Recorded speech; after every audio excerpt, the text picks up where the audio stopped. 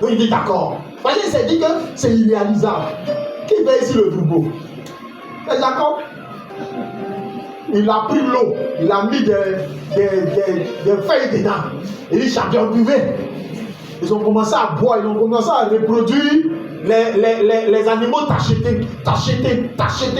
Là-bas, Dieu voit, tout est tacheté. Quand ils regardent là, c'est pas peinture, ils ont pris pour tacheter, c'est tacheté normal, naturel. La bénédiction de Dieu. Oh, en ce temps-là, celui qui a un grand troupeau, il est le plus riche. Donc Jacob a commencé à s'enrichir, enrichir.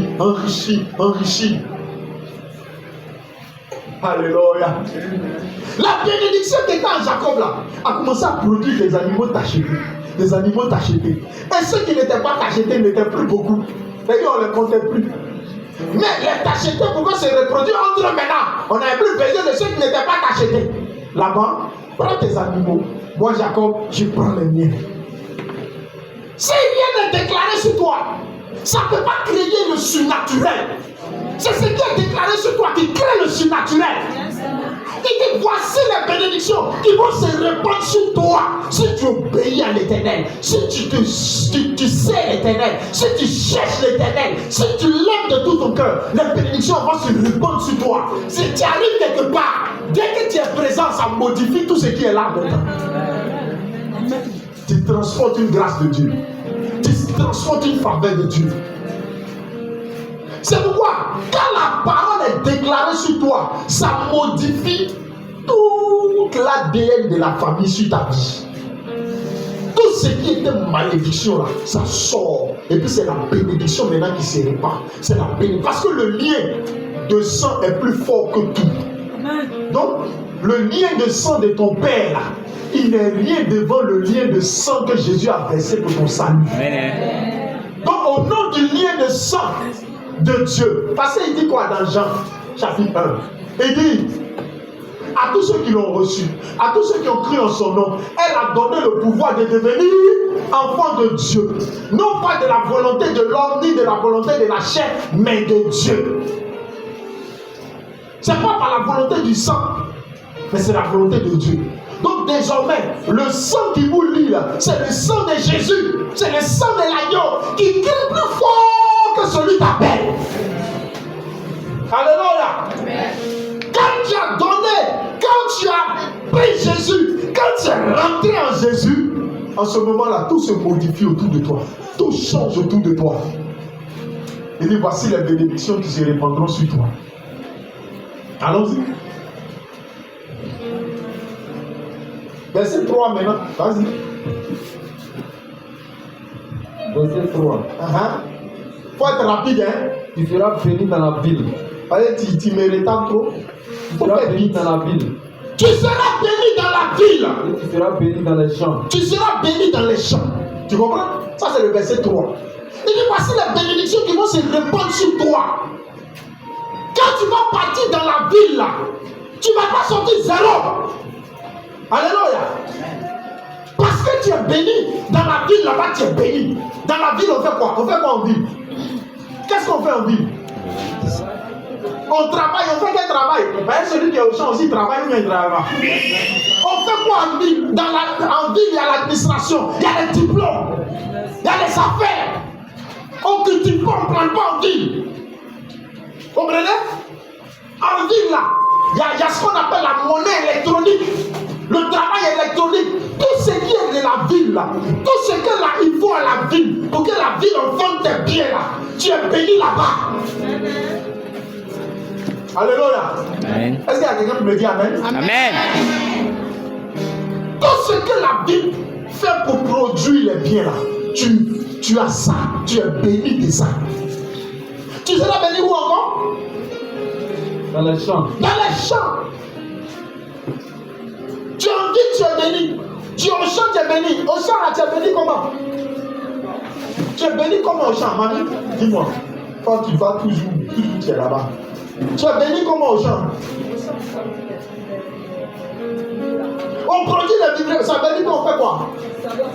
On cultive le champ, on cultive la terre. Et dans la terre, on plante quoi? Les vivriers. On plante cacao, on plante EVA, on plante d'eau, palmier à huile, on plante d'eau. Voilà. Tu es béni là-bas. Il y a des gens qui sont là-bas, ils ne sont pas bénis. Quand ils mettent dans la terre ne rend pas.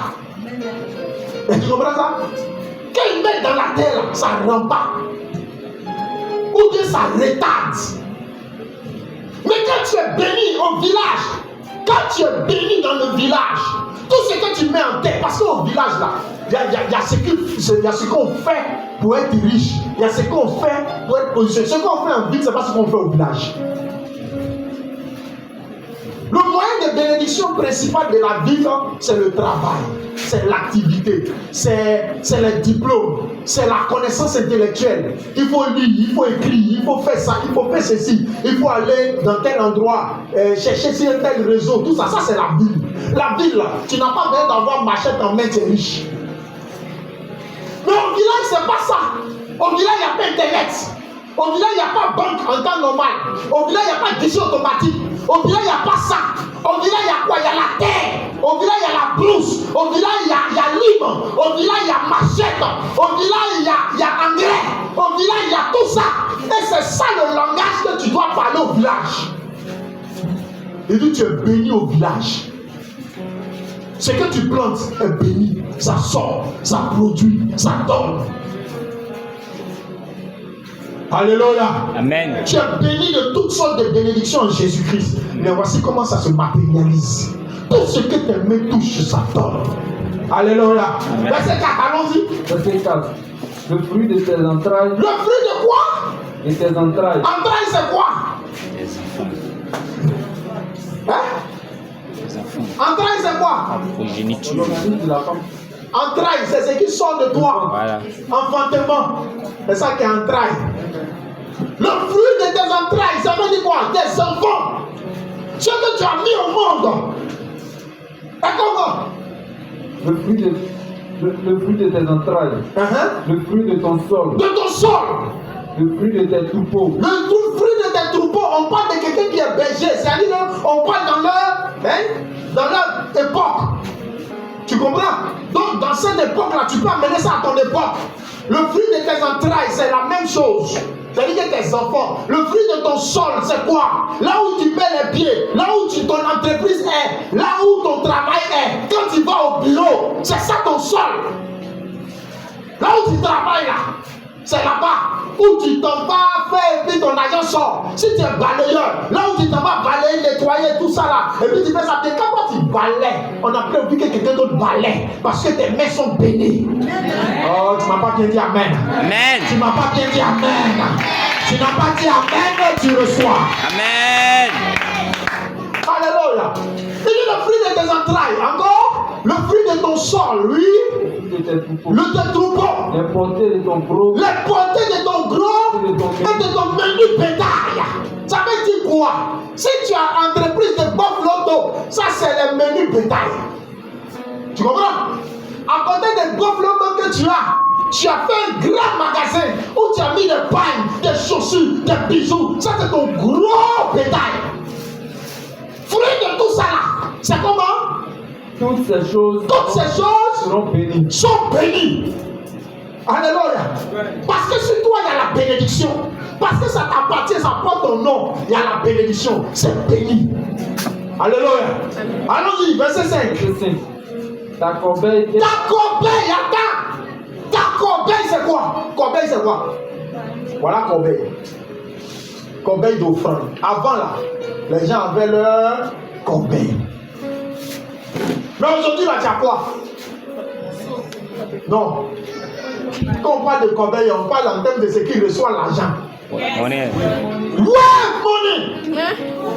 Orange money. Orange money. Move money.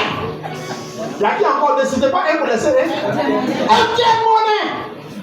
Et puis maintenant, les grands frères, c'est quoi? La banque. Il y a Western Union, il y a MoneyGram, il y a tout ça là, Wari, Kori, comment.